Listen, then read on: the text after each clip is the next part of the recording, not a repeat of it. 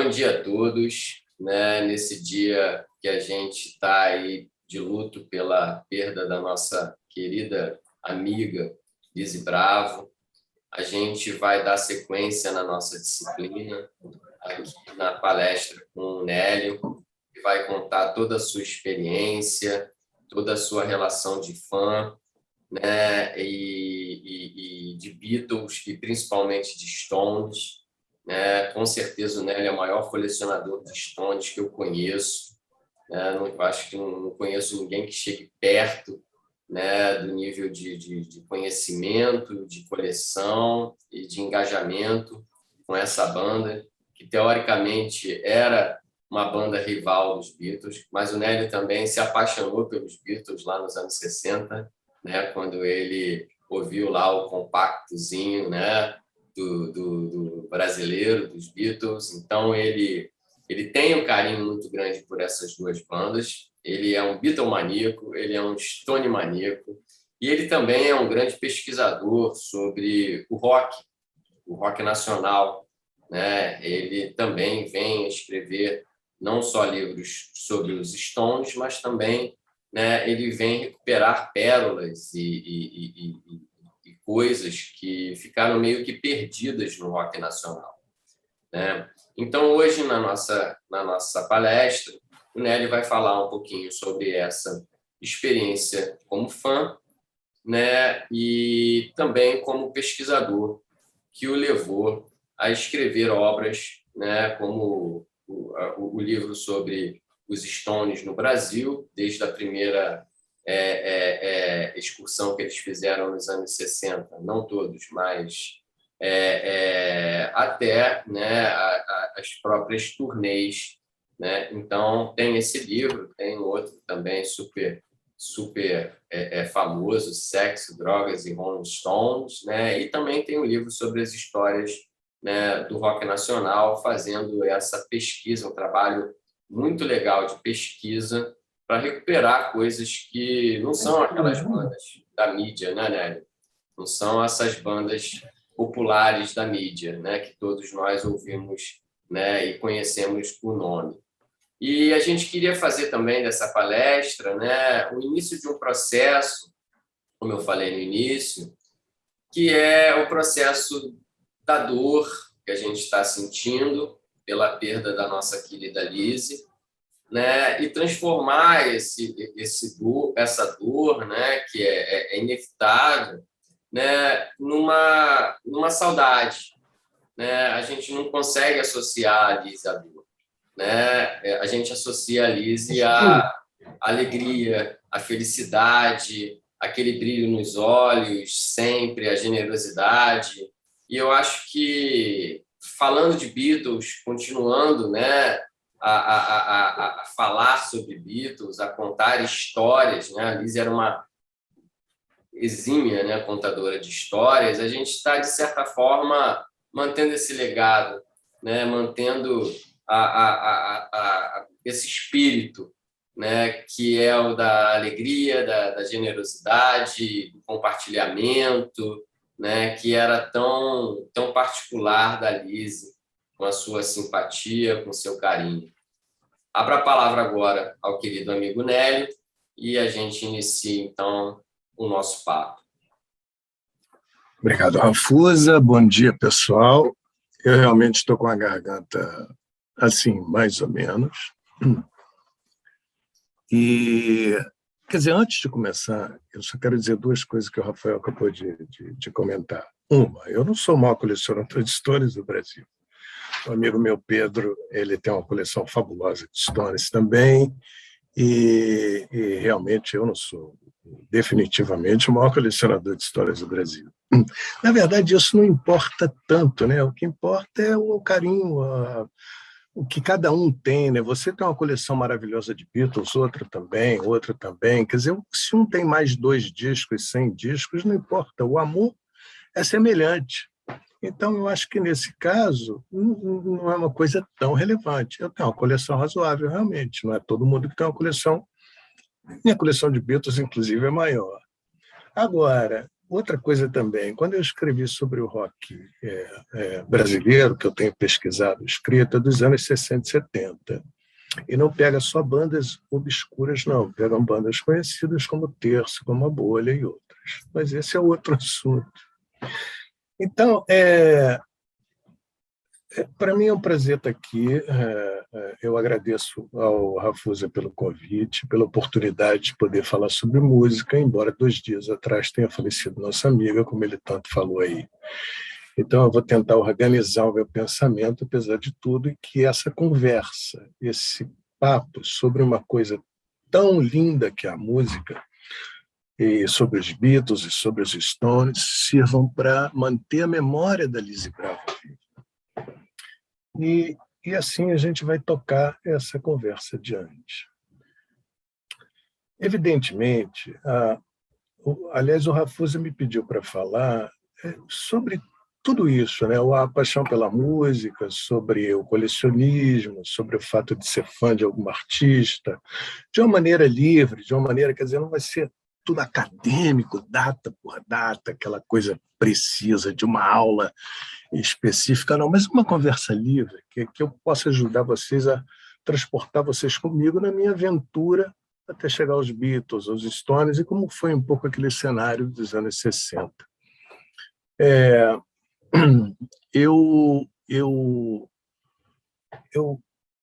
Evidentemente, vale a pena lembrar que aquele mundo era um mundo totalmente diferente do mundo de hoje. Hoje todo mundo tem um celular, tem um mundo nas mãos, está ali, vocês acessam tudo. Uma coisa aconteceu agora na Noruega, vocês já estão sabendo o que está acontecendo na Noruega. É tudo muito imediato, quer dizer, tudo ali, aquele mundo digital que coloca tudo que é notícia, tudo que é fato, música, tudo, é tanta informação que a gente tem hoje que é até difícil acompanhar. Naquela época, que é o que eu quero colocar vocês no contexto daquela época.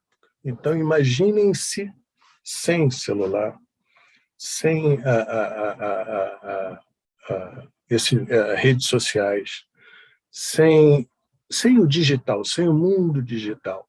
E também quase que sem um telefone, porque no começo dos anos 60, naquela virada de 50 e começo dos anos 60, nem todo mundo tinha telefone. Telefone não era uma coisa que todo mundo tinha. Custava-se, a pessoa tinha que fazer um pedido, era caro, levava tempo para instalar, então não era uma coisa acessível a todo mundo. Com o tempo, claro, isso foi se tornando acessível. Então era um mundo que as pessoas dependiam muito de quê? Da rádio. O rádio era o veículo, talvez o principal veículo de comunicação. Através da rádio chegavam as notícias do mundo, chegavam os programas humorísticos, novelas, tudo que você depois passou a ver na televisão existia na rádio. Quer dizer, muita música, inclusive. E era dali que as pessoas ouviam música direto. Os programas de música, existiam estações de rádio exclusivas tocando música. E todas as casas tinham rádio. Rádio era uma coisa acessível. Todo mundo tinha rádio, ouvia a rádio o tempo inteiro, ou quase todo o tempo inteiro. Então, como é que você sabia das coisas? Sabia das coisas através da rádio. A televisão estava começando, não era uma rede nacional, era uma rede de cada estado tinha, sei lá, a sua TV, estava começando. Então, não existia um programa, um jornal que fosse de abrangência nacional, de notícia nacional, era tudo ali de cada estado. Então, se dependia, naquele início, muito de rádio. Então, a música chegava a todos nós, sobretudo, pela rádio. A gente ouvia música mesmo sem querer. Você ia na casa de alguém, estava na rua, tinha alguma rádio ligada, estava tocando alguma coisa. Então, você tinha esse acesso à música. Eu morava no terço final de uma rua que não tinha saída. Então, você vivia naquela época na rua. Meus pais trabalhavam, eu desde, sei lá, 5, 6 anos de idade, descia do prédio, ia para a rua, encontrava os amigos, e a gente fazia de tudo, jogava bola e fazia todas aquelas brincadeiras que vocês possam imaginar. juntando todo mundo da rua, quer dizer, um indivíduo da classe A, da classe B, da classe C, o indivíduo de cor assim, de cor assado, era todo mundo que morasse ali naquela rua, não importa quem fosse. E havia uma mistura também, porque nós mais novos também víamos os mais velhos se reunindo, e às vezes se misturava isso. Então você ouvia aquelas conversas cabeludas dos mais velhos que você... Tudo acontecia assim muito rápido, era uma mistura, e era um ambiente que ele era saudável por um lado e às vezes era violento também. Porque sabe como é garoto de rua, né? As brincadeiras nem sempre são brincadeiras muito agradáveis, havia brincadeiras muito violentas também. Então, o universo de um garoto ali, de uma rua sem saída, era rua, era jogar bola, era brincar de pique-bandeira, de esconde, tudo. E as informações, elas chegavam para cada um e dependendo de suas respectivas famílias. Meu pai, por exemplo, comprava uma revista semanal chamada Diversões Escolares, acho que o nome era Diversões Escolares. Era uma revista bonitinha, cheia de ilustração para uma criança, que era quase que uma mini enciclopédia. Quer dizer, ela falava de minerais, ela podia falar de algas. Algas. Eu me lembro que eu, com 10 anos, ia para isso aqui, é uma alga tal. Quer dizer, parecia que eu era um indivíduo que conhecia algo só porque via uma matéria mostrando uma alga muito comum ali na praia, que qualquer um podia saber qual era. Então, ela falava de tudo, falava um pouquinho de fósseis, de dinossauros, de planta, de animais muito colorida, muito desenho da Grécia Antiga, mas aquela coisa mínima, um parágrafozinho mínimo. Não era para o indivíduo que ia aprender a estudar, era um chamariz ali para a criança. Então, o universo era um pouco isso, e as revistas e jornais. Meu pai era publicitário e recebia tudo que era revista, semanal. Revista, jornal, então eu mesmo que não lesse, folheava aquilo ali. Então era a maneira como a pessoa tinha de se inteirar das notícias, do assunto. E você, sem WhatsApp, sem rede social, sem nada disso, você queria ir na casa de um amigo seu, você saía, subia no prédio dele, tocava lá e pronto, acabou. Não tem que combinar, vou combinar. Era assim. Só que havia uma outra coisa, além do futebol, das brincadeiras, daquela coisa toda, que me atraía de uma maneira diferenciada. Quer dizer, eu, na época, obviamente, não percebia isso, eu fui atinar para isso depois que você começa a raciocinar, a pensar, já está um ser adulto, não é mais uma criança. Mas essa outra coisa que me atraía, o que era? Era a música. E, obviamente, eu não sabia, mas eu reagia à música. Ou seja, eu estava em casa, se o rádio tivesse ligado, tocava uma música, a música tocando. E, eventualmente, tocava uma música lá que entrava pelo meu ouvido de maneira diferente. Quer dizer, ela era agradável para mim. Ela me fazia me sentir bem. Eu me sentia bem ouvindo aquilo. Eu não tinha explicação, nem sabia, nem atinava, mas eu momentaneamente estava me sentindo bem e gostando daquilo que eu estava ouvindo. Tá bom, a música acabou, entrou outra. Não me dizia nada. E eu me lembro nitidamente de uma coisa muito marcante que aconteceu depois do que eu vou contar da minha chegada aos Beatles, por exemplo. Mas ele está na rua jogando bola, por exemplo, e de uma janela de uma casa, o som alto, tocar uma música que eu fiquei assim tão... Parece que a música ela enfeitiça, estava me enfeitiçando ali. Então, aquela bola, aquele momento que eu estava ali, ele passou a ser secundário, passou a não existir. E minha cabeça ficou ligada naquele som que estava vindo daquela janela. Enquanto aquela música não acabou, eu não pensava em outra coisa, não na bola, na brincadeira, em nada, mas aquela coisa que estava me trazendo um bem-estar que eu não conseguia explicar. Eu não tinha explicação para isso e também não sabia, não ficava pensando sobre isso. Era muito novo, 8 anos, sei lá, 9 anos de idade. Então a música foi me pegando dessa maneira, assim, sutil, sem eu perceber, ela foi me enfeitiçando homeopaticamente. Eu fui sendo trabalhado por ela, eu fui sendo abduzido assim lentamente, homeopaticamente pela música. Até um dia que eu vi os garotos cantando na rua, um mais velho até cantando Love Me Do, né, no inglês macarrônico qualquer, e eu perguntei o que é isso. Uns caras novos chamados Beatles e tal, tudo bem. Aí começou todo mundo a saber o que era Love Me Do. Mas tudo bem, então o que acontece? Um amigo meu me chama para ir à casa dele. Vamos lá em casa, não tinha nada, não tinha ninguém na rua. E ele pega o disco da irmã dele e coloca na vitrola. Esse disco. The Beatles Again. É o segundo disco dos Beatles lançado no Brasil no começo de 64. O primeiro foi Beatlemania. Era meio com inversão. Ele é mais semelhante ao primeiro em inglês do que ao segundo em inglês. Então é exatamente isso. Ele pega esse disco da irmã dele, coloca numa vitrolinha, ouve isso aqui. Rapaz, foi uma epifania, foi foi um impacto, mas tão grande, tão grande, tão grande, que é como se você passasse por um portal para pensar nas coisas mais novas e tal, e adentrasse um mundo que você nunca havia imaginado que pudesse existir. Quer dizer, a sensação de bem-estar, de alegria, de euforia, de você descobrir. É como se você descobrisse que existia uma vida além daquela que você vivia. Você fala, não, peraí, agora é isso, é isso. Meu Deus, eu tenho uma coisa maravilhosa pela frente. Quer dizer, um mundo inteiramente novo. Cara, ele se abria tudo assim, como um horizonte novo, multicolorido, maravilhoso, encantador. E aquela coisa me deixou absolutamente, aí sim, feitiço total. Fui abduzido definitivamente pela música e nunca quis deixar de ser abduzido por ela, que ela me leve e continua me levando até hoje. Então eu vago com ela, eu já viajei com a música para inúmeros locais que eu não sei explicar.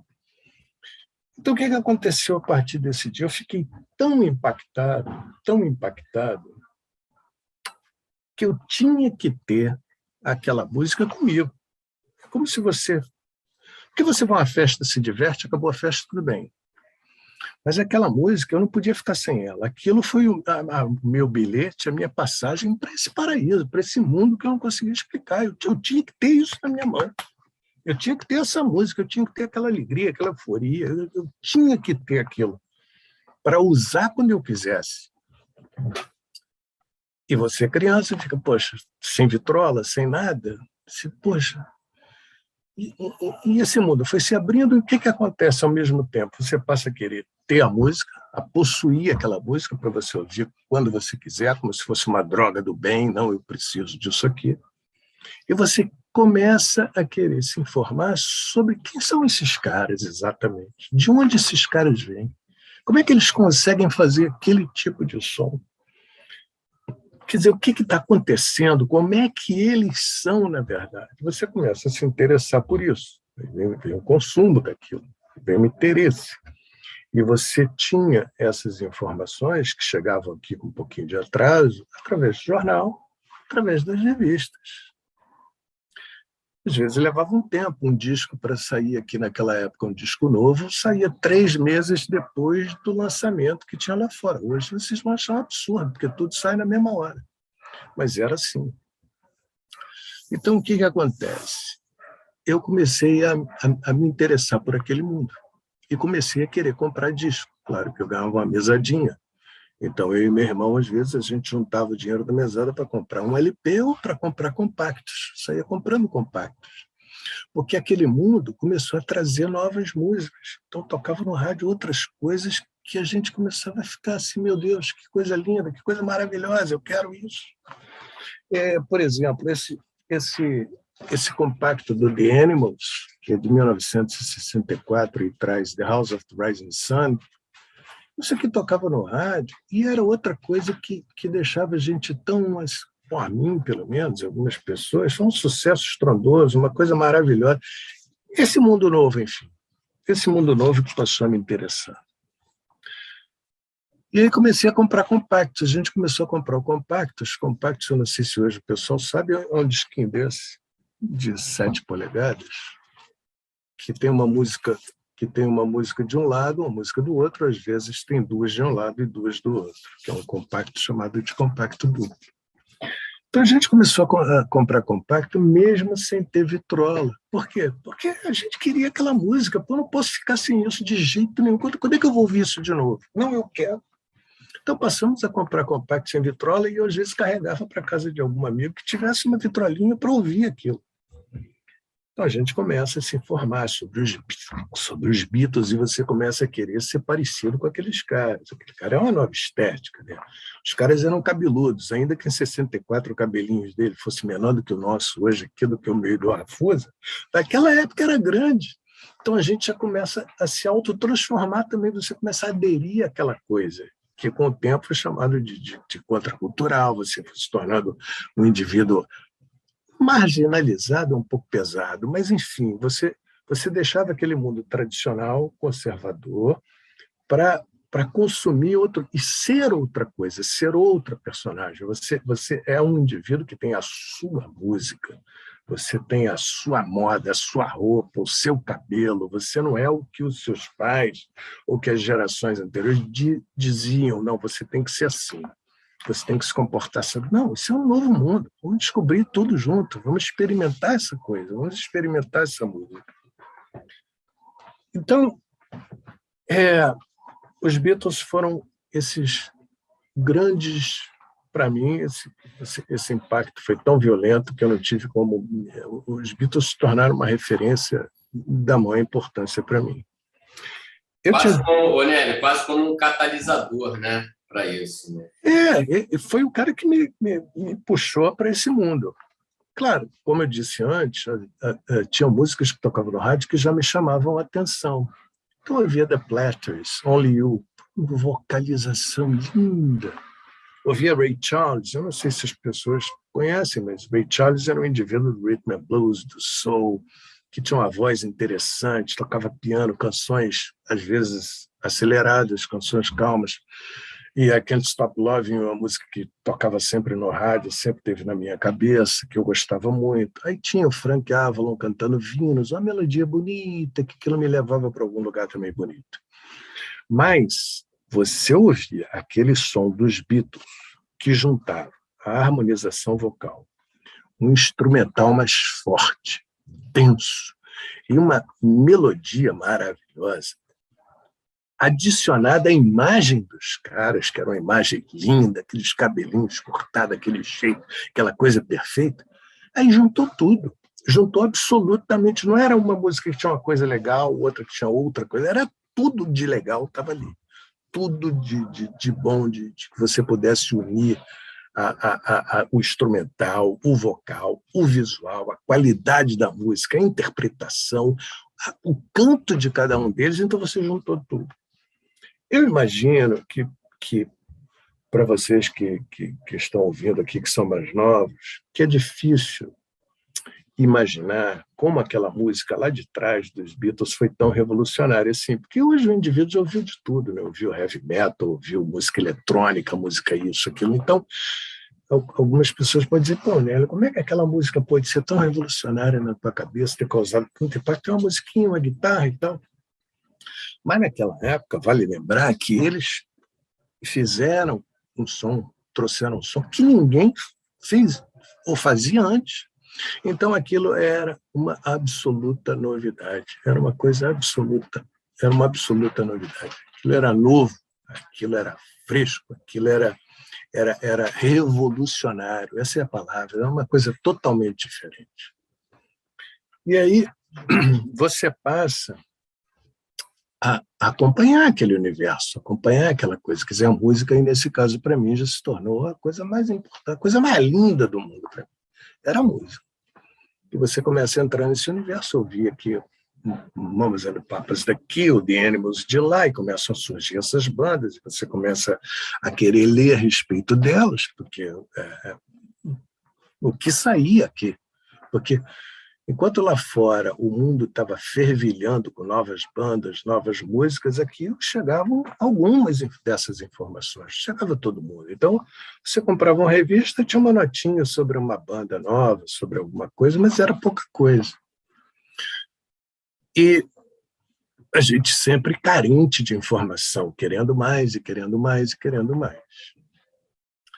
Em 65, um ano depois dessa experiência com os Beatles, que me fez entrar nesse mundo, eu ouvi uma música que provocou uma reação semelhante em mim. Quer dizer, eu adorava outras músicas de vários artistas, mas que foi Satisfaction dos Rolling Stones. Satisfaction, quando eu ouvi aquilo pela primeira vez, eu também fiquei de queixo caído. A música era muito diferente do que os Beatles faziam. Ela tinha uma guitarra distorcida, suja. O Jagger quase que gritava aquela letra. E ele dizia "Can get no satisfaction", ou seja, aquelas coisas, aquele mundo de tal, não estava trazendo uma satisfação para ele, aquelas propagandas, aquela coisa, usa esse carro, que esse carro que nada, usa esse cigarro, que cigarro. Então, aquilo, para mim, sempre simbolizou um hino contracultural. E a sonoridade daquilo, que era uma coisa pesada, forte, era uma coisa que bateu de uma maneira que eu olhava, puxa vida, isso aqui é outro caminho, é outra coisa assim, espetacular, é uma coisa que fazia um contraponto um pouco com a coisa dos Beatles. Os Beatles eram aquela parte apolínea, né? Todo mundo bonitinho, todo mundo certinho, todos os vocais maravilhosos, aquela música linda, aquela perfeição. E os Stones iam estragando isso, estragando no bom sentido, quer dizer, gritando, fazendo um som sujo, uma guitarra distorcida, que, na verdade, na época, eu lembro que a gente até ficava pensando, que som é esse? Será que é um saxofone com algum truque? E era verdade, a gente não sabia identificar que som era aquele do Satisfaction. Aquele som a gente não sabia direito o que era. Então, os Stones vinham com esse lado mais, assim, digamos, poderoso, mais forte. E observando as origens dos Beatles e dos Stones, você percebe diferenças importantes e por que eles eram tão diferentes. Os Beatles se baseavam na música inicialmente, as grandes influências do rock and roll, do Elvis Presley, do Gene Vincent, do Everly Brothers, do Buddy Holly, todo um pessoal branco.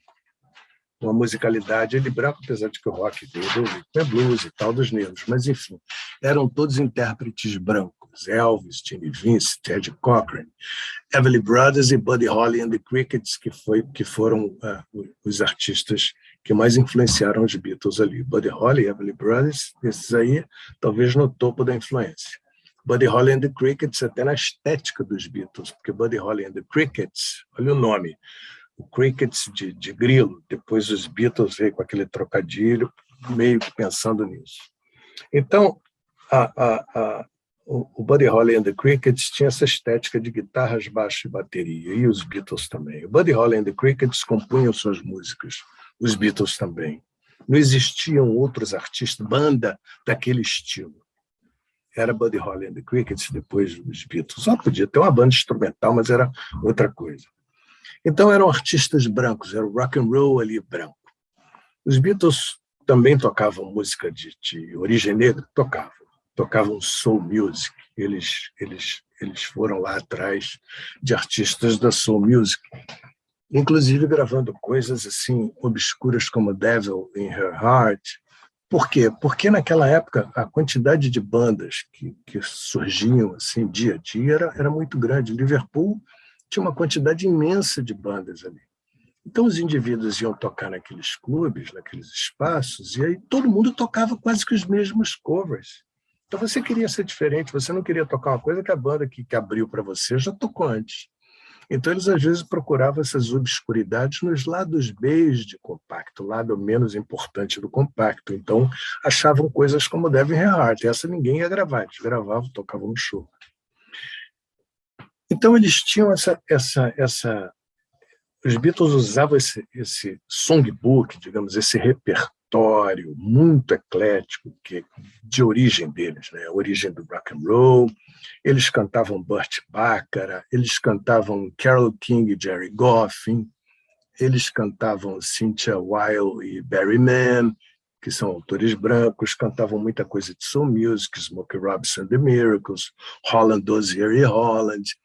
Eles, inclusive, cantavam coisas do music hall, quer dizer, da Broadway, de musicais da Broadway, Till There Was You, por exemplo, e latinidades como Bésame Mucho. Bésame Mucho, que muita gente viu nas sessões de Larry B, eles já cantavam lá em Hamburgo. Bésame Mucho é um bolero latino-americano. Vocês já imaginaram os Stones tocando um bolero latino-americano? Não, né? Acho que ninguém imagina os Stones tocando um bolero latino-americano. Não, não dá. Então, essa era a base dos Beatles, assim, de construção musical dos Beatles. E os Stones? Os Stones vinham de Londres, não era Liverpool, que os londrinos pouco se importavam que vinha lá do norte da Inglaterra. Então, Londres era Londres, os Stones eram de Londres. E Londres teve uma cena um pouco diferente, porque era mais calcada no jazz, e no rhythm and blues e no blues. Então, os Stones se cercavam numa casa onde tocava Alexis Corner, o primeiro bluseiro inglês ali, digamos, um dos pioneiros. Então, os Stones tinham essa influência do blues. O negócio deles era o blues, era Willie Dixon, era Muddy Waters, era Howlin' Wolf, era Big Bill Brunsey, era esse pessoal todo do blues do Mississippi, o blues acústico do Delta do Mississippi, do blues elétrico de Chicago. É claro que os Stones também gravaram coisas e tocavam coisas que os Beatles gravavam, autores que os Beatles gravavam. Por exemplo, Anna é do Arthur Alexander, um autor que os Beatles gravaram. E o Better Move On, os Stones gravaram também, era do Arthur Alexander. Existiam muitos pontos em comuns, mas uma coisa que não era em comum entre eles era exatamente essa música do blues. Vocês não vão ver no songbook dos Beatles inteiro, no repertório deles, eles entrando no blues de Chicago, de Mississippi. Não tem nada desse pessoal. Os Beatles não gravaram Muddy Waters, os Beatles não gravaram esse pessoal, Howlin' Wolf, nada disso. Jimmy Reed, eles não tocavam nessa área. E os Stones vinham quer dizer, com muito mais ênfase dessa área do blues. Então, para fazer uma comparação assim, os Beatles têm esse som mais branco, os Stones têm o som mais negro. Quer dizer, um tem um estilo mais lindo, mais certinho, mais organizado, o outro é dionisíaco. E isso repercutiu também, quer dizer, para mim, no meu caso, as duas bandas, elas se complementavam. Uma podia ter um pouquinho do que a outra não tinha, embora historicamente os Beatles sempre foram mais importantes, e aí importância eu não estou aqui me referindo à importância, mas o que provocaram em mim. Então essas duas bandas, para mim, se complementavam. Eu estou ouvindo o Satisfaction, que eu conhecia, e depois eu passei a ouvir o disco que continha o Satisfaction na casa de um amigo da minha sala de aula, que eu ainda não tinha esse disco.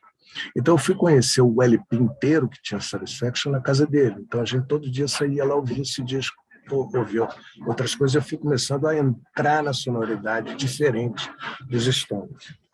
E, por incrível que pareça, o primeiro disco que eu comprei na minha vida, o primeiro LP, foi esse LP aqui, Out of Our Heads, esse LP brasileiro, dos Rolling Stones. Esse LP, para mim, é um dos meus favoritos de toda a minha vida. Foi o primeiro disco que eu comprei. Eu não comprei nenhum disco LP antes desse, nem dos Beatles, foi do Rolling Stones. Claro, comprando Beatles, completando tudo que foi possível. Mas esse foi o primeiro disco que eu comprei. Então, eu não sei se eu estou me perdendo aqui, porque às vezes vem na cabeça tanta coisa, e eu não sei se eu estou aborrecendo vocês com isso, mas é que é tanta coisinha que vai passando pela cabeça e as sensações que a gente tem, né, com a música.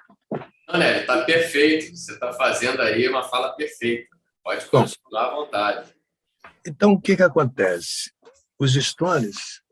Os Stones, logo no comecinho de carreira, os Beatles estouraram antes dos Stones. O Love Me Do é de dezembro de 62, se não me falha a memória, outubro, final de 62. Eles lançaram o Love Me Do. O primeiro disco dos Stones é um compacto que tem I Want to Be Loved, também, se não me engano, que é do começo de 63, então um ano depois. O empresário dos Stones, o Andrew Gold, na época, eles tentaram até botar um uniformezinho nos Stones, fazer um... Os Beatles andavam sempre de terninho, aquele uniforme, aquela coisa toda bonita, linda, bacana. Então tentaram botar o uniforme nos Stones. Não deu certo, não funcionou. Eles se apresentavam sem o paletó, o outro com paletó, virou uma bagunça, largaram coisa e era cada um por si, com suas roupas que andavam em casa. Então, cada um o seu estilo, aquela coisa esculhambada, entre aspas, não certinho como Apolíneo, como os Beatles. O empresário dos Stones, muito esperto, ele imaginou que fazer uma propaganda ou promover os Stones à semelhança dos Beatles não seria uma boa coisa, porque você estava concorrendo com, digamos, uma perfeição, entre aspas, com o maior de todos ali. Então, você tinha que criar um marketing diferente do marketing dos Beatles. E os Stones tinham esse lado mesmo, mais relaxado, os cabelos eram maiores, eles eram mais feios. Tem uma revista brasileira que eu tenho, esqueci de trazer isso para mostrar a vocês, que diz o seguinte: os Stones são feios, sujos, na chamada da matéria tem feios e sujos. E aquilo você olhava a cara dos caras, né, mais feios, mais sérios, né, nada bonito. Eu falei, se eu cruzar com esses caras numa vila, assim, num corredor, eu vou ficar meio assustado. Eu, o garoto, pensando, os caras muito mais cabeludos, sérios, aquela pose. Eu falei, meu Deus do céu. Então, eles inclusive, tiveram um episódio que surgiu na imprensa na época, porque eles foram para um posto de gasolina procurando banheiro, e como eles eram cabeludos, como eles tinham aquela aparência meio perigosa, meio marginalizada, os caras do posto não deixaram eles utilizarem o banheiro. Então, eles fizeram xixi no muro lá do lado de fora, e aí o posto chamou a polícia pegou, tiveram que pagar multa, foram presos, virou notícia de jornal. Então, isso serviu para o empresário deles criar um marketing diferenciado para os Stones. E uma das coisas, quer dizer, esses caras rebeldes, feios, sujos, imundos, etc., ele criou essa frase que foi divulgada pela imprensa, criou uma forma de tornar isso público, dizendo: você deixaria sua filha casar com o Rolling Stone? Porque os caras não eram como os Beatles, que todas as mães, pais e famílias do mundo todo, esses caras são... Os Stones não. Então, saiu isso na matéria: você deixaria sua filha casar com o Rolling Stone? E juntava-se a matéria do xixi, do problema do xixi, da música mais agressiva. Então, isso tudo criou um outro tipo de marketing para os Stones, diferente dos Beatles. E aí criou-se aquela rivalidade para o público, na verdade. Não entre eles, mas para o público. Entre eles, até as coisas funcionavam bem, porque o Paul McCartney compôs o I Wanna Be Your Man e deu para eles: toma, vocês estavam precisando de um sucesso, deu o I Wanna Be Your Man, que é uma música até que eu não gosto tanto, uma música qualquer feita ali, toma, Stones, grava aí. Eles gravaram de maneira diferente e chegaram nas paradas de sucesso com ela, com a música do Lennon McCartney, que é I Wanna Be Your Man. Essa diferença, essa história dos dois prosseguiu, mas isso fazia parte de um mundo muito rico musicalmente. Muitas bandas surgiam na América, como The Byrds, uma música que tinha o David Crosby, por exemplo, que depois foi parar no Crosby, Stills & Nash. Os Byrds criaram o folk rock, o country rock, o folk rock, na verdade, meio psicodélico, por exemplo.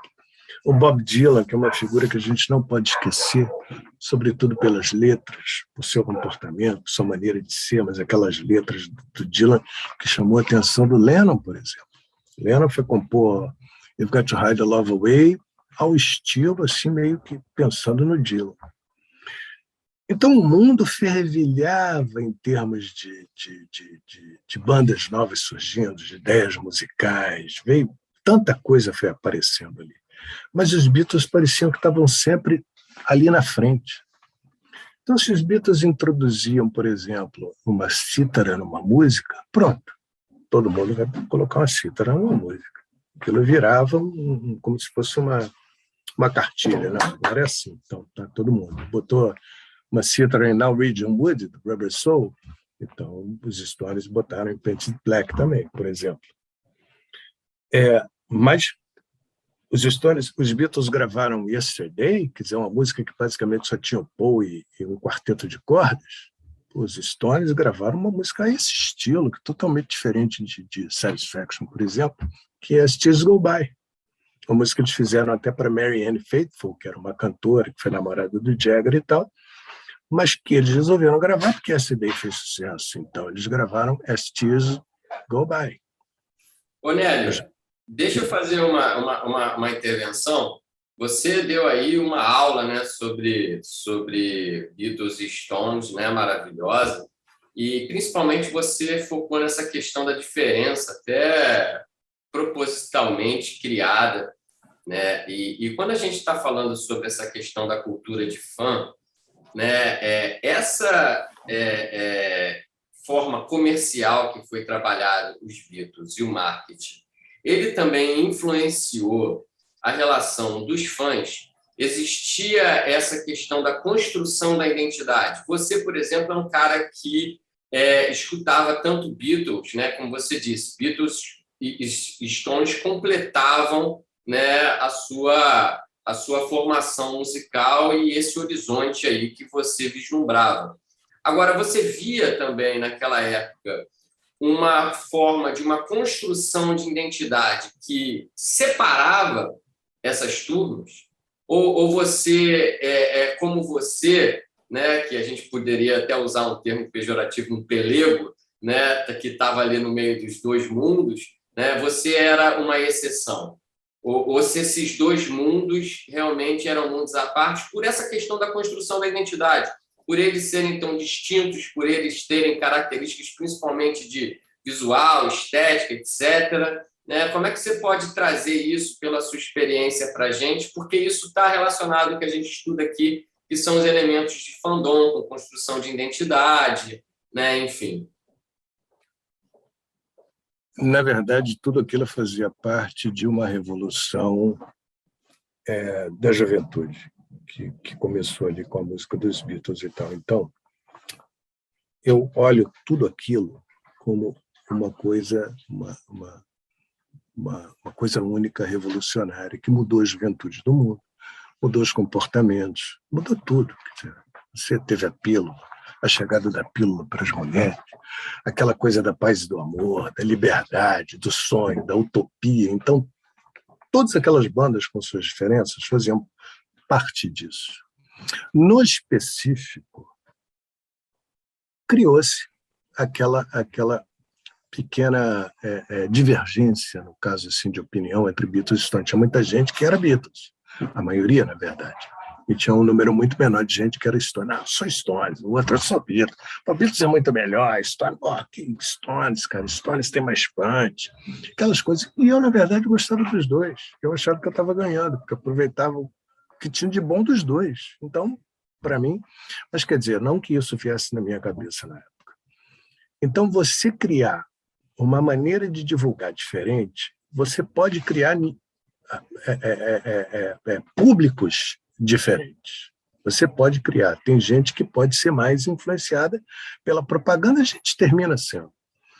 Mas, no fundo, todos eles faziam parte de um movimento, de um mesmo movimento jovem, mesmo movimento que foi chegando no final da década de 60 e produziu o Woodstock, juntando aquela quantidade de gente imensa com aquela utopia do sonho de viver a paz, o amor, da liberdade, né? Que depois, com Altamont, que foi aquele festival que os Stones tocaram e teve um negro assassinado, aquilo foi como se o sonho daquela utopia, daquela década toda de alegria, de felicidade, de euforia, de possibilidade de viver num mundo melhor e de paz, aquilo foi embora com Altamont. Quer dizer, o sonho acabou, cantou John Lennon pensando em tudo isso e até no término daquilo que a gente achava que não ia terminar nunca, né? Pô, os Beatles, isso acaba, cara. Isso é a alegria da vida. Você acabar com os Beatles, está acabando com um pedacinho da vida de cada um. Então, tem essas duas coisas. Você tem uma coisa, o macro, e quando você vai ali no específico, você tem essas diferenças, essa maneira de você promover a imagem de cada um deles diferente, criar consumos diferentes, criar nichos diferentes, sim. Quer dizer, eu não entendo de publicidade, de consumo, de propaganda, eu não sou uma pessoa que tem a formação para falar disso, e vocês aí que sabem muito mais do que eu. Mas, na minha percepção, sim, aconteceu um pouco esse diferenciamento exatamente para você poder trazer duas bandas. Você tem que ser opostas para poder conviver, criar seus nichos. Se fosse igual, um ia estar perdendo para o outro sempre, sempre, sempre, sempre. Não ia conseguir chegar ali. Então, você teve que criar. Essa foi a esperteza do empresário dos Stones na época, criando essa possibilidade, quer dizer, criando uma imagem completamente diversa daquela imagem apolínea dos Beatles, então os dionisíacos do Rolling Stone. Não sei se isso responde ao que você perguntou. Responde, foi perfeita a sua resposta. A gente já está se aproximando, Nélio, já infelizmente do final da sua fala. Eu queria trazer essa questão do seu lado pesquisador, que fez você se tornar um grande escritor e referência, né, no Brasil, como escritor brasileiro, sobre os Stones e também sobre música. Se você pudesse falar nesses últimos minutos, né, nesses 15 últimos minutos sobre isso, seria muito legal para a galera aí ver essa transformação de um fã, de um colecionador, de um cara, né, enfeitiçado pela música, que mergulha na pesquisa para buscar exatamente essas informações escassas, né? O Ricardo Bugiari também chegou a citar isso na palestra anterior, né? Então, se você pudesse compartilhar isso com a turma, seria excelente. Claro.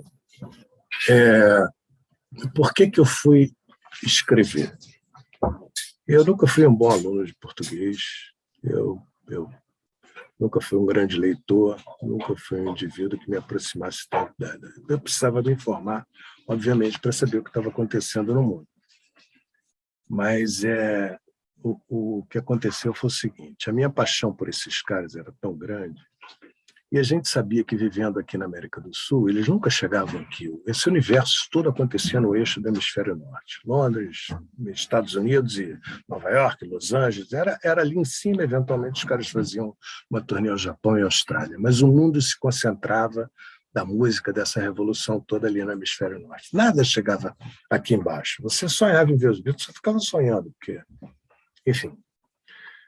Até o dia que o Jagger pisou aqui em 1968, em janeiro de 1968. Ou seja, naquele momento que o cara chega aqui, eu vejo a história que ocorria lá em cima chegando aqui. Quer dizer, eu podia tocar a história, eu podia ver a história ao vivo. Ele era parte daquela história que acontecia lá em cima. Mas ele estava aqui do meu lado, a 4 quilômetros da minha casa. Eu morava em Botafogo, ele estava no Copacabana Palace. Surgiu a notícia no jornal dizendo o Rolling Stone está aqui no Copacabana Palace. O que eu fiz? Eu e meu irmão, na mesma hora, botamos roupa, Copacabana Palace. Imediatamente, fomos lá. Claro que a gente conseguiu ver o Jagger, falar com o Jagger, pegar o autógrafo do Jagger, etc., em janeiro de 1968. Enfim, eu não vou me estender muito nisso, porque realmente a gente tem um tempo aqui mais concentrado. Mas, enfim. Então, eu vi o Jagger em janeiro de 68. Ele voltou com Keith Richards em dezembro de 68. Ficou no Copacabana Palace, depois foi para São Paulo, foi para o interior, depois de São Paulo para Matão, na fazenda do pai do Valtinho Salles, do João Salles, uma fazenda que tinha lá, onde eles compuseram Honky Tonk Women, por exemplo, foi feita lá. Então, eu também estive no hotel, também a mesma coisa, vi os caras, fiquei maluco, etc. Com o passar dos anos, anos e anos e anos, eu contava essas coisas e muita gente, é mesmo, teve aqui, como é que foi? E confundiam essas duas visitas como se fosse uma coisa só. E eu, como testemunhei e guardei tudo que eu encontrei daquela época, eu ficava pensando, não, cara, o Jagger... O Keith Richards não foi para a Bahia com o Jagger. Todo mundo dizia, eles foram para a Bahia. Na verdade, quem foi para a Bahia foi o Jagger na primeira viagem. Na segunda viagem, ele foi para São Paulo, não foi para a Bahia com o Keith. E lá fora, no exterior, acontecia a mesma coisa, havia livros citando, eles foram para o quê? Seu amigo foram para o Brasil, e aí foram para o interior, Bahia e tal. Então, as informações eram sempre erradas. E todas as vezes que eles vieram aqui, que eu podia acompanhar, ou através do jornal, ou se eu pudesse ir no local, eu ia, enfim. A vida inteira fui acompanhando. Quando o Jagger veio fazer o filme dele aqui, o Running Out of Luck, para lançar o primeiro disco solo dele, fazer aquele filme que participou o Rich, a Norma Bengel, enfim. Eu fui lá ver um dia a gravação, enfim. E essa coisa dessas visitas dos Stories ao Brasil, eu sempre tive vontade de escrever para colocar isso. Não, gente, olha, a primeira vez foi assim, aconteceu isso, segunda, terceira.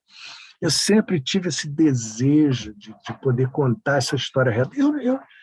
A minha intenção não era escrever um livro sobre Stones. Eu não ia escrever um livro sobre Stones melhor do que os caras que estavam lá fora, que viam os shows em 63, em 62, viam os caras nascerem lá. Eu daqui vou contar a história. Não, vou contar uma história que eles lá não podem contar. Eu posso, porque essa eu vi. Eu estava aqui e foi aqui. Então, fui aí, e mais uma vez aqui lembrando nossa querida e saudosa Jalise Bravo. Foi através de um convite dela, da editora do pai dela, Ampersand, que esse livro foi publicado. Rolling Stones no Brasil, do descobrimento à conquista, 1968, foi a primeira viagem que ele fez, em 99, que foi o ano que o livro saiu. Eles tocaram aqui em 98, foi quando o livro foi publicado, a última vez que eles tinham vindo aqui já como banda, então foi em 1998. Então esse livro aqui me conecta com Liz e vai me conectar com a Liz o resto da vida. Essa foto, aliás, do Keith aqui é no cais do porto da Praça Mauá. Ele veio de navio de Lisboa para o Rio de Janeiro. E essa foto nunca antes tinha sido publicada. O livro está cheio de fotos raras que nunca foram publicadas. Então eu fui parar nessa brincadeira de escrever por causa disso. Porque além de eu gostar de historiar essas coisas, eu quis contar essas histórias que pouca gente conhecia mais a fundo. Assim, os caras estiveram aqui, mas... Então, daí começou essa brincadeira de escrever livros. Até uma vez me convidaram, vamos escrever um livro sobre os Beatles? Escrever sobre os Beatles? Eu vou contar uma história dos Beatles lá de fora? Não, se estiver ligado ao Brasil, eu tento. Mas Beatles ligado ao Brasil, assim, naquela época, de ter estado aqui, algum deles não teve. Então, o que acontece? Esse negócio da pesquisa sempre foi uma coisa que me interessou. Eu sempre quis conhecer as histórias. Por exemplo, tinham bandas, aí, no caso das bandas brasileiras, que eu via na época pela TV, ou que eu via ao vivo. Muita gente acha que o rock no Brasil surgiu na década de 80, o que é um mero engano. As bandas lutaram, suaram, gravaram discos, algumas na década de 60 e 70. Eu estou falando mais banda do underground. De Jovem Guarda, algumas mais conhecidas fizeram sucesso, seus Bucaps, Fevers e tal. Mas aquelas de rock, underground, bravas, cara, elas atuavam por aí, tocavam nos teatros, a gente ia ver os shows, mas e a história delas? Como é que elas se formaram? Por que elas acabaram? Como surgiram? Quem fazia parte delas? Aquilo, cara, eu vi shows espetaculares, poucos, mas vi. E eu falava, meu Deus, ninguém sabe, nem eu sabia sobre certas bandas brasileiras que eu vi. Eu não sabia a história das bandas, ninguém contava em lugar nenhum. Então, esse foi um outro caminho que eu segui, foi querer historiar um pouco o rock brasileiro, sobretudo o rock feito no Rio de Janeiro, que é o que eu vi, o que eu testemunhei, as pessoas que eu tive acesso, que eu teria mais acesso. Então, foi aí que começou também a entrar nesse lado do rock brasileiro, escrevendo histórias secretas, deveria ser perdidas do rock brasileiro, onde aqui eu selecionei um punhado de bandas do Rio, tem uma de São Paulo, algumas, talvez a maioria aqui, algumas, né? A maioria, eu não sei, obscuras, em que eu conto, e de estilos diversos, em que eu conto a história dessas bandas, porque até eu queria saber e não encontrava essas informações em lugar nenhum. Claro que depois de escrever aquele primeiro livro dos Stones, o Zé Emílio, jornalista muito conhecido, Zé Emílio Rondô, ele me convidou para escrever com ele um outro livro que a gente escreveu, Sexo, Drogas e Rolling Stones. Ele é muito bom, ele morou lá fora, ele viu o show lá fora, então ele também tinha um background muito maior que o meu para escrever sobre digamos, a parte toda internacional, e aqui eu entrei com a parte de Brasil também, atualizando o que havia sido escrito no outro. Então, tem coisas aqui que são experiências pessoais dos autores, shows que os autores viram, ele lá fora, que eu. Então, a gente conta coisas em primeira mão, não é notícia que a gente copiou só de jornal lá de fora, de coisa lá de fora. Então, Sexo, Drogas e Rolling Stones. Isso aqui é algumas das coisas que eu tenho feito nessa área, como escrever eu tenho textos em lançamento de CD, em lançamento de vinil, em lançamento de vinil no exterior, de CD no exterior, tenho textos em livros de Portugal, em textos em outros livros aí que eu já nem... no Peru. Então, essa área da escrita é por isso, porque eu gosto da história, eu gosto de saber sobre essas bandas, eu gosto de saber de histórias que nunca foram contadas e algumas que mereciam ser contadas, que foram relegadas. Não, só essas aqui que interessam. Por exemplo, muita gente hoje deve pensar, o rock brasileiro lá de trás era quem? Rita Lee, Raul Seixas, Erasmo, acabou. Mutantes. Não era. Mutantes, acabou. Não conhece as outras coisas que aconteceram, as outras bandas que não tiveram sucesso. Era um outro mundo, era diferente, era igual depois dos anos 80. Nos anos 80, o que se repetiu para mim é uma coisa engraçada. Eu digo, o rock chegou no Brasil com 20 anos de atraso. Eu digo isso por quê? Porque quando os Beatles surgiram, o que aconteceu? Todo mundo, tudo que é gravadora, saiu contratando banda, que acabou, milhares de bandas no mundo foram contratadas. O que aconteceu com o sucesso da Blitz? Tudo que é gravadora começou a contratar trilhões de bandas em todo o canto. 20 anos depois do que aconteceu em Liverpool. E nessa época, a plateia brasileira estava acessível ao rock. Então, todo mundo passou a consumir o rock lá atrás, só era consumido pela galera antenada. Tirando ali o sucesso popular da Jovem Guarda, algumas coisas, mas o rock, mais underground, era consumido por uma galera antenada, que lia revistas importadas, que tinha acesso às informações.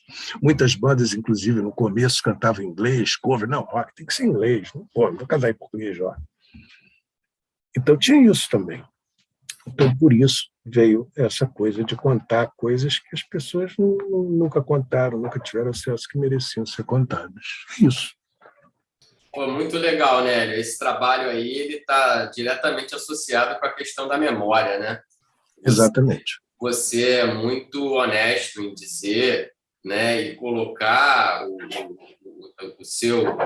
o elemento que te motivou a escrever é essa questão da memória, né? Você não quis replicar ou competir, obviamente, com outros escritores ou outros pesquisadores. Você quis relatar as suas experiências da memória, das memórias que você tinha sobre essa banda que é uma banda que te encanta desde lá dos anos 60, e a partir dessa memória você coloca ela no papel e, de certa forma, você imortaliza e você compartilha, né? Porque senão a gente estaria só ouvindo as suas histórias, né? E quando você passa a pesquisa exaustiva que você fez para o papel, você compartilha isso com os outros, né? Eu acho que isso é o mais legal quando a gente pensa dentro da cultura de fã, de construção, né, de conteúdo dos fãs, é essa questão de você ter um conhecimento, ter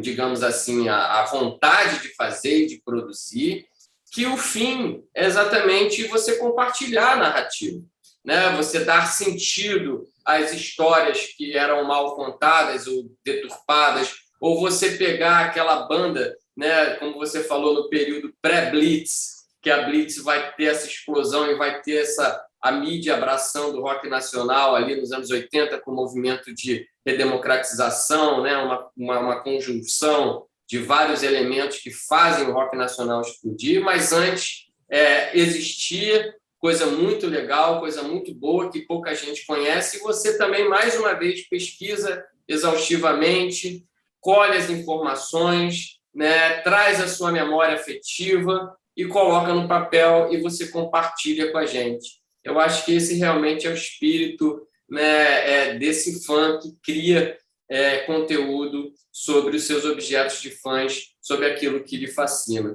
Bem, a gente vai fechar aqui agora. Queria agradecer muito você, né, pela sua fala, foi maravilhosa, né? Acredito que não tenha outro adjetivo para expressar aí a sua fala. E queria deixar aí para você finalizar a palestra, se você tem algum comentário final, alguma É, coisa, para a gente abrir para as perguntas. eu agradeço muito pelo convite. Para mim foi um prazer enorme estar com você, Rafael. Sempre uma alegria e estar com o pessoal, com seus alunos igualmente. E sorte nossa que a Liz também deixou o livro dela, né? Contando Só. aquelas histórias que todo mundo perguntava a vida inteira e ela incansavelmente repetia. Então, finalmente, essas histórias pararam no Exatamente. livro.